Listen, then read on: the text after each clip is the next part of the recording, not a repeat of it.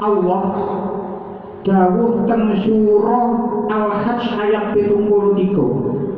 Wa iyaslubhumuz zubabu syai'an, dan jika lalat itu merampas sesuatu dari mereka. Jadi tenggone Al-Quran Gusti Allah itu beberapa kali itu membuat perumpamaan nama-nama hewan. Teng surah Al-Hajj dikatakan teng mriki zubab. Zubab itu laler. Terus teng surah Al-Ankabut wonten Allah membuat perumpamaan seperti rumah laba-laba.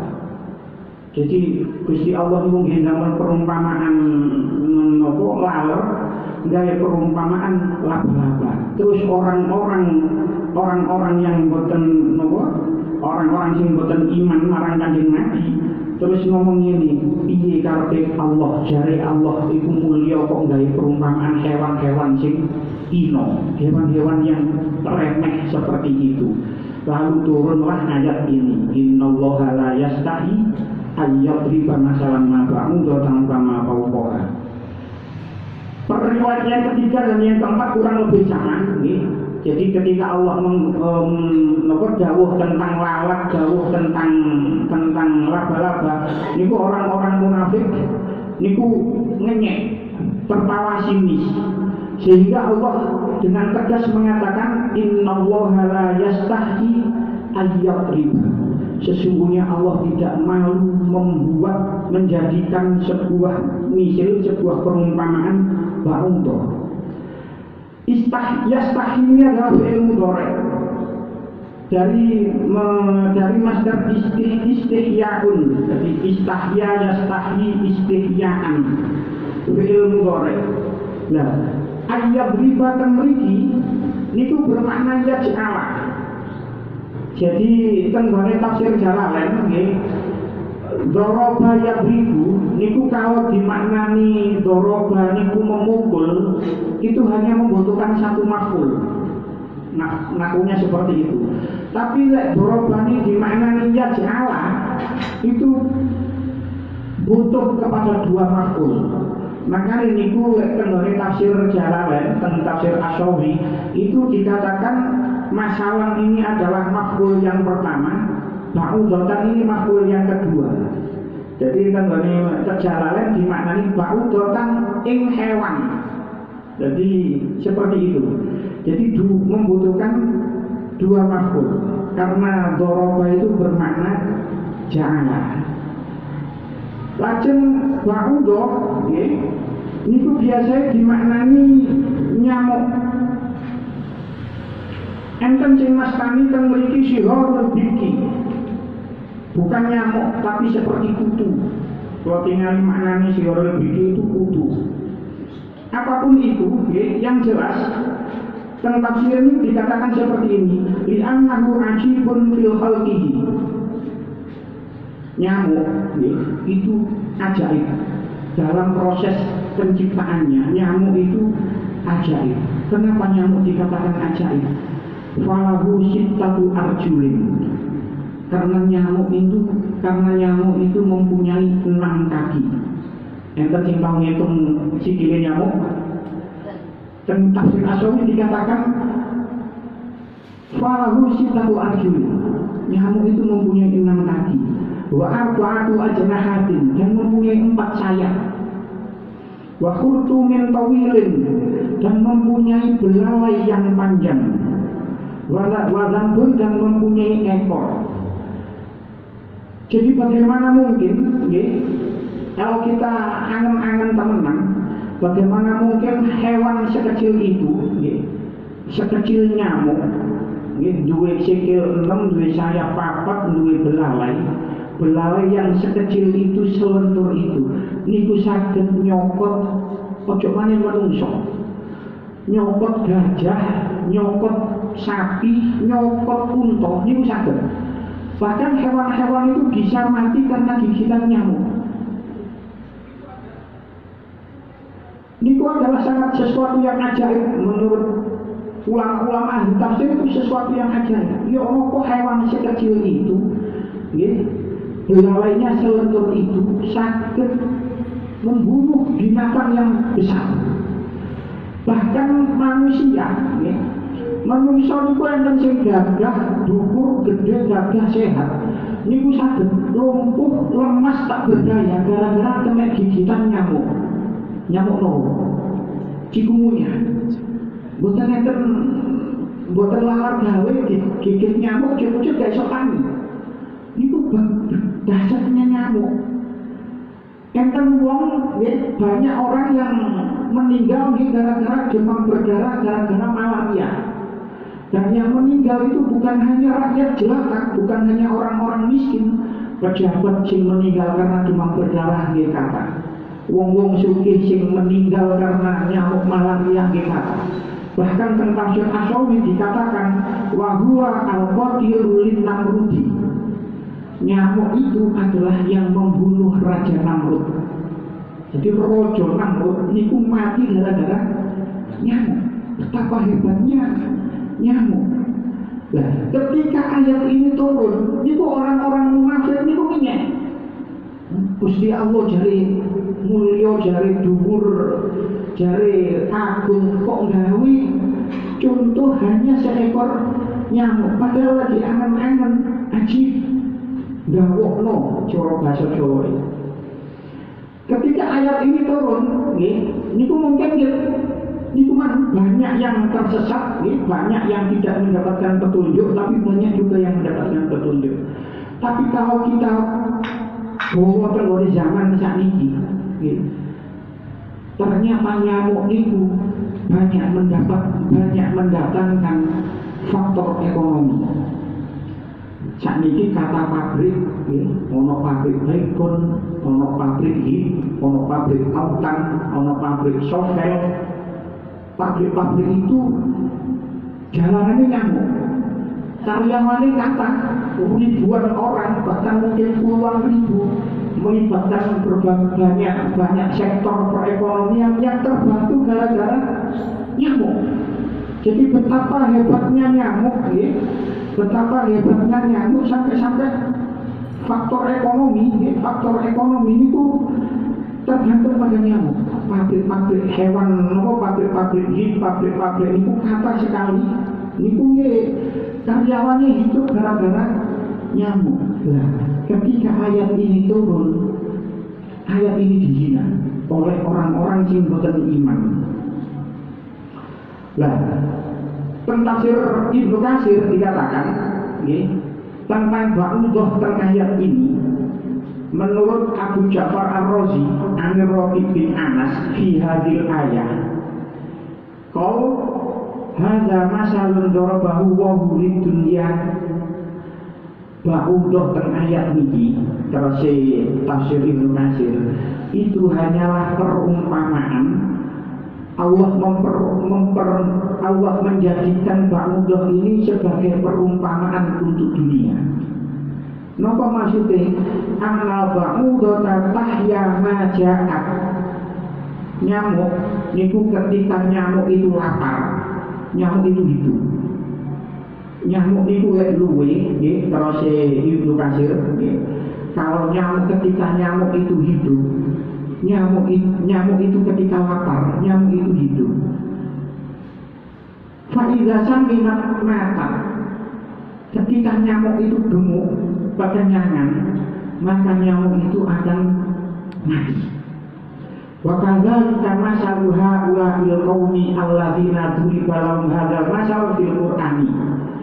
Begitu juga perumpamaan ini dijadikan kepada kaum-kaum, kepada masyarakat, kepada orang-orang yang mana idzam talaku minad dunya riyan akhadhahumullahu inda dzalik.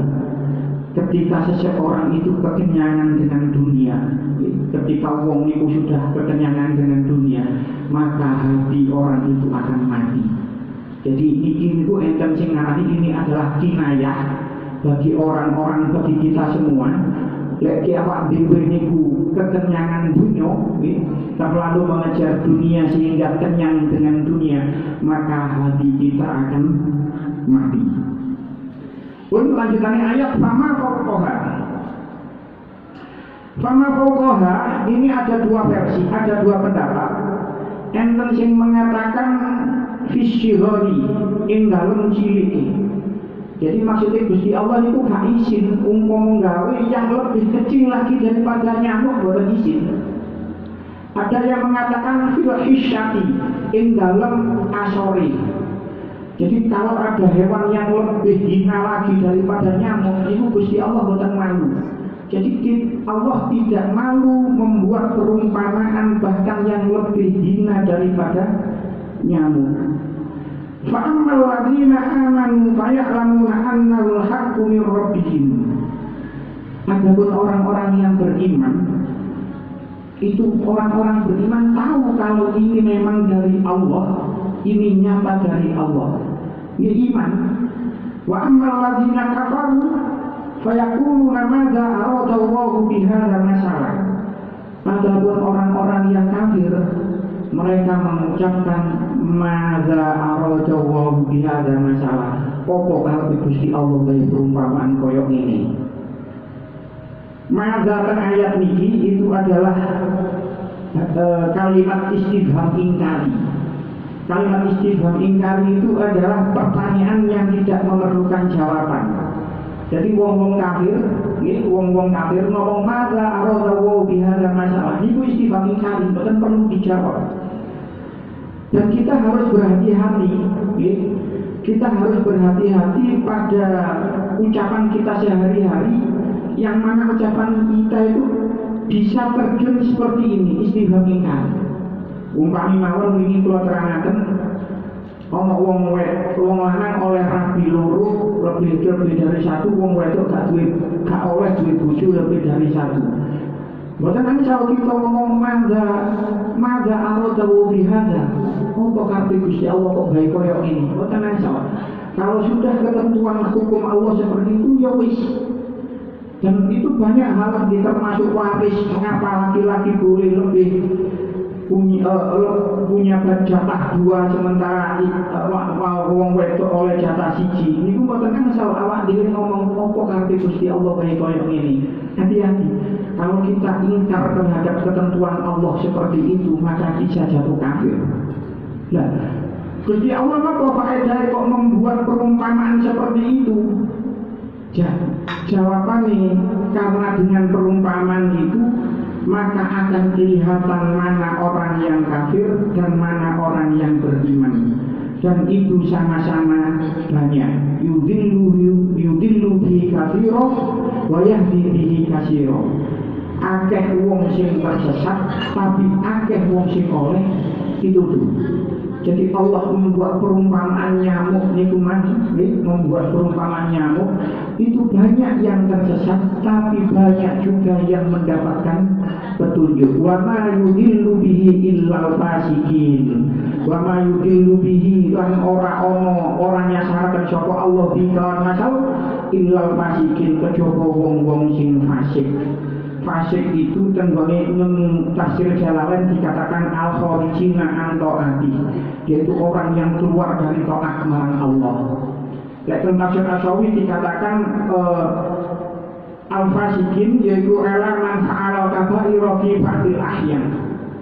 Orang-orang fasik itu adalah orang yang berbuat dosa dalam sebagian waktu. Jadi kita itu bisa jadi termasuk orang yang fasik. Kadang-kadang kita itu berbuat dosa, kadang-kadang sholat, kadang-kadang ibadah, kadang-kadang maksiat. Itu adalah fasik.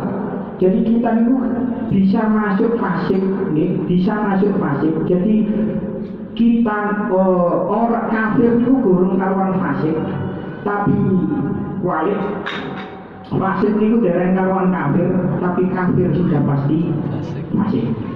Jadi kita, kadang-kadang maksiat, kadang-kadang ibadah, niku kharijin an taati, keluar dari taat marang Allah, itu kita fasik.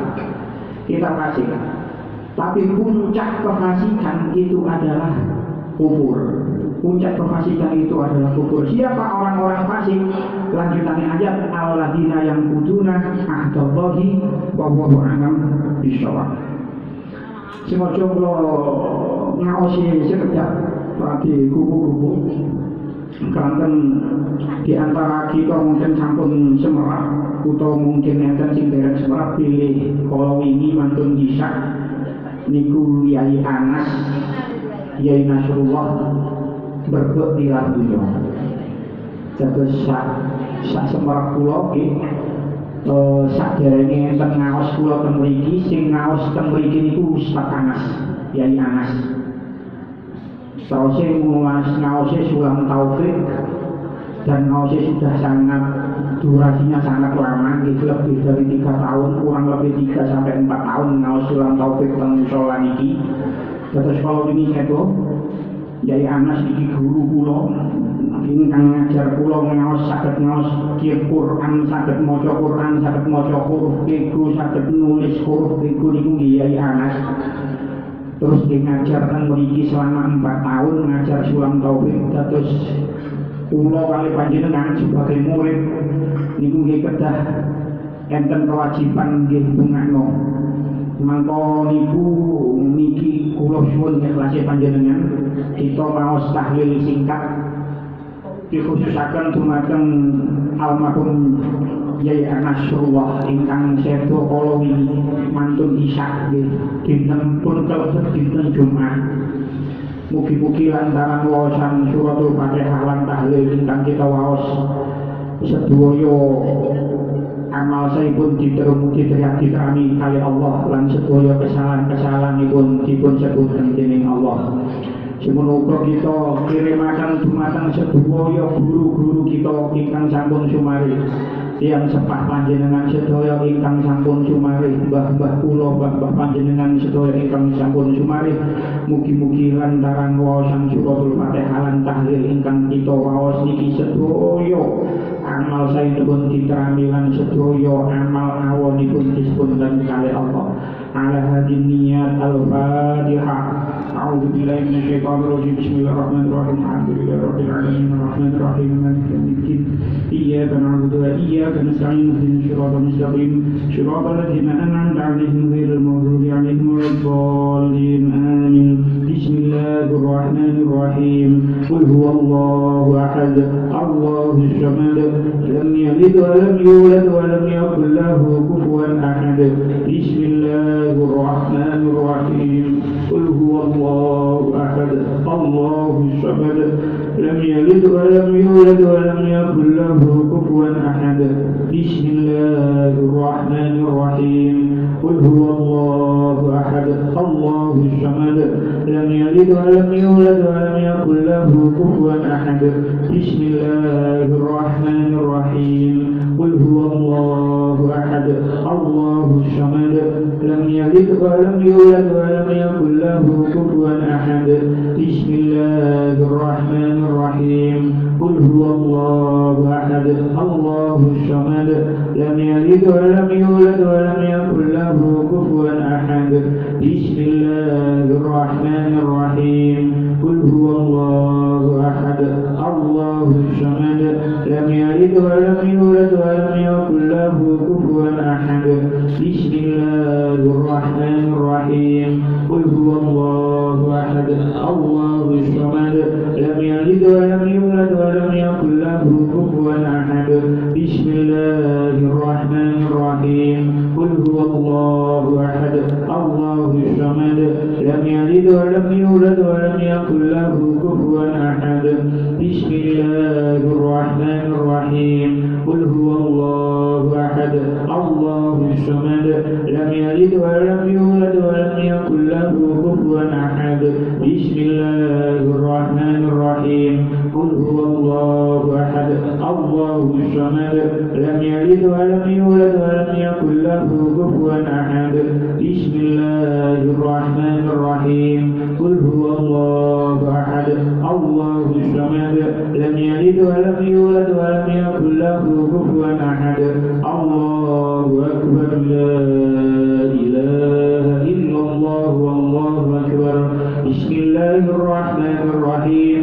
Qul a'udzu birabbil falaq min syarri ma khalaq wa min syarri ghasiqin idza waqab wa min syarri an-naffathati fil 'uqad wa min syarri hasidin idza hasad. Allahu akbar. La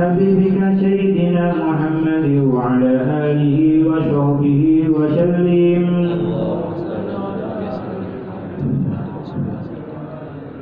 اللهم صل على حبيبك سيدنا محمد وعلى آله وصحبه وبارك وسلم.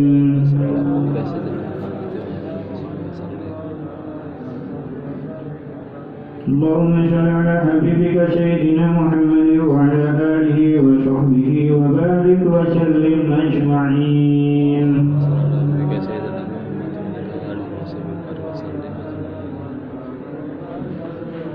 خصوصا إلى المرحوم كي نسأل الله إن يرضى وإلى جميع آبائنا وأمهاتنا وجداتنا وجداتنا ومشايخنا وإلى جميع المؤمنين والمؤمنات والمسلمين والمسلمات شهدوا لهم الفاتحة.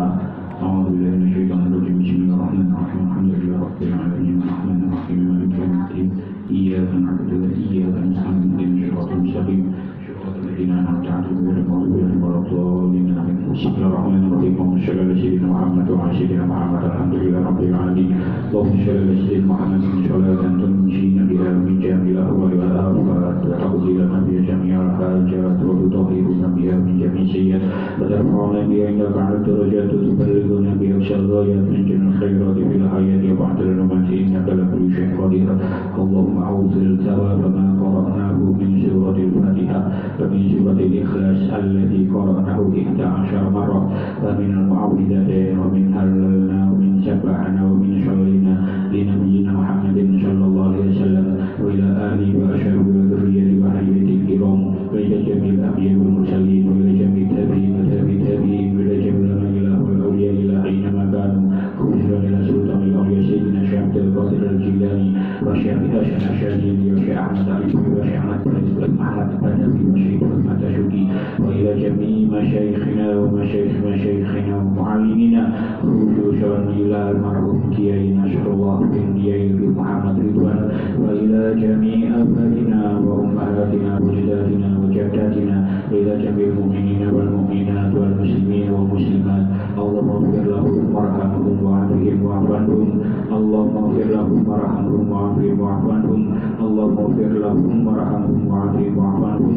اللهم اجعل قبرهم روضة من رياض الجنان ولا تجعل قبرهم حفرة من حفار النيران. اللهم أنزل رحمة والمغفرة والنعمة والشفاعة لهم. اللهم اغفر لنا ذنوبنا وذنوب آبائنا وذنوب أمهاتنا وذنوب أساتذتنا وأساتذتنا وذنوب جميع المسلمين والمسلمات والمؤمنين والمؤمنات الأحياء منهم والأموات. اللهم اختم لنا بالإسلام. اللهم اختم لنا بالإيمان. اللهم اختم لنا بحسن الخاتمة. ربنا آتنا في الدنيا حسنة وفي الآخرة حسنة وقنا عذاب النار. وصلى الله على سيدنا محمد النبي الأمي وعلى آله وصحبه وبارك وسلم. الحمد لله رب العالمين. السلام عليكم ورحمة الله وبركاته.